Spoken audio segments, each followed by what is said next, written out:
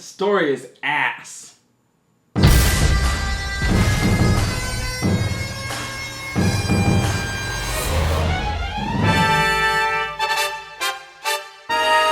Hey guys, it's HMK once again with The Legend of Zelda Triforce Heroes review to you. And before I get into it, disclosure time. I'd like to thank Nintendo of America for sending me a review copy of The Legend of Zelda Triforce Heroes.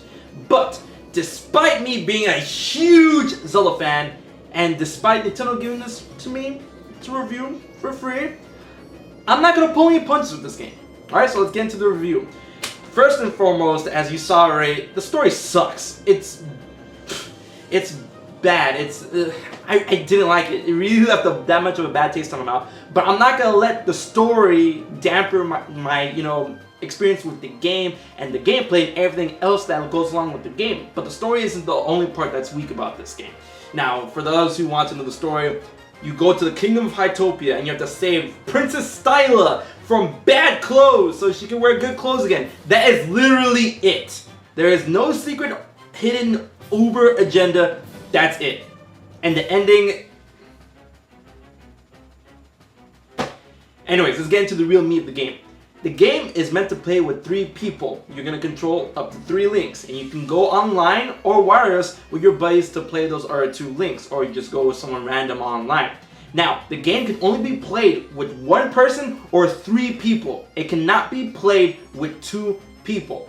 Alright? The way it works when you play by yourself is that you have control over 2 doppels or dolls that you can switch between on the fly. Because all the dungeons in this game, which are amazing, they get harder as you progress the game, which is very, very good, needs 3 people to defeat. They make a huge deal out of the Z-axis of this game, and because of that, the challenges are very fresh, they're new. And another thing about the game is that not only is controlling 3 links one of the big draws of this game, you get to create and wear different costumes which up your abilities. They can give you special abilities, like granting you 1 or more heart containers, make your swords more powerful, or making your items abilities more powerful. Kind of like how the upgraded items worked in A Link Between Worlds.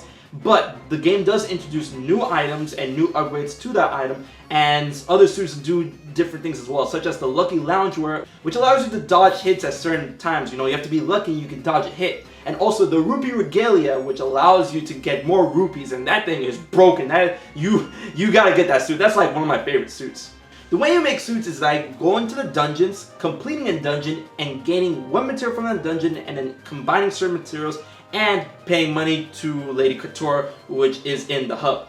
And speaking of the hub, this game has no overworld. It's a dungeon crawl type of game, very, very similar to that of Four Swords, but they handle it a lot better this time around. Now, I will say one thing.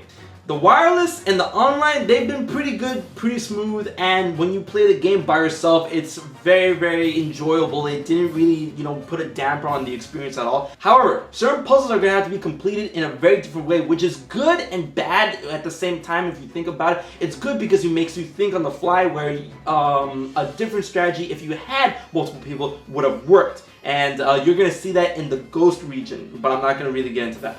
Now, one of the biggest misconceptions about this game is when you complete all the dungeons, when you complete all the areas, there's nothing really left to do, and all the suits that you've got or all the suits that you didn't create at that are pretty much irrelevant. However, that is false because Nintendo put in a very good thing called the Drablands Challenges, which by the way is the name of the bad place where you have to go to the dungeons.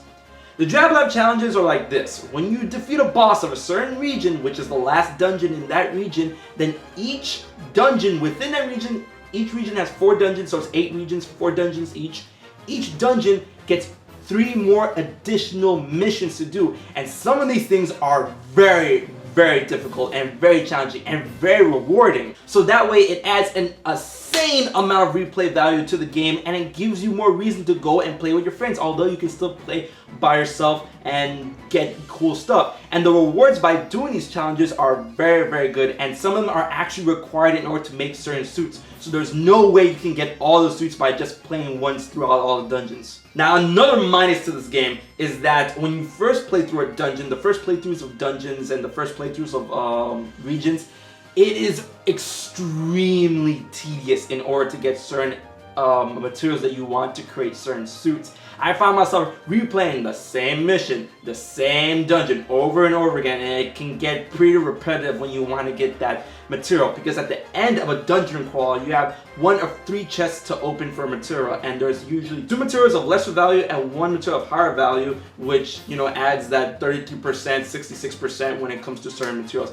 And sometimes when you need the rare material, or sometimes when you need the less rare material, it can get pretty tedious when you keep getting the raw material. You have to keep playing the dungeon over and over again, especially if you want to get a suit that will help you in another dungeon, in another challenge further in the game. With that being said, this is a Zelda game. Zelda has a huge legacy to live up to when it comes to the timeline placement and the story, and it is not there in this game. There is nothing really to supplement the gameplay in terms of story, lore, or an overworld. There's when it comes to it being a Zelda game, there's a lot of components missing, and it's it's just a great game, it's just a side game, yes, but Zelda has that legacy to live up to, and that's something I cannot ignore. Now, the biggest and greatest factor of this game, before I wrap this up, is the music. The music is fucking genius in this game. It is quickly becoming one of my favorite OSTs in a Zelda game, period. You don't understand. The music in this game is fucking on point. And when you stack 3 links on top of each other in the hero totem, the music adds more vibrancy to it, more themes to the music, which supplements the already amazing tracks in this game.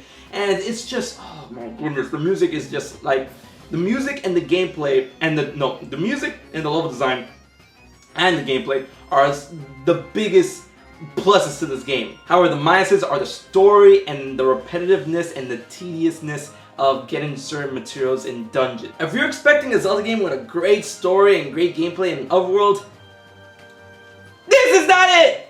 However, this game is very enjoyable to play by yourself or with friends, and it adds a lot of replay value for completionists. If this is your type of game, if you love being a completionist in certain games, this is a game you can get.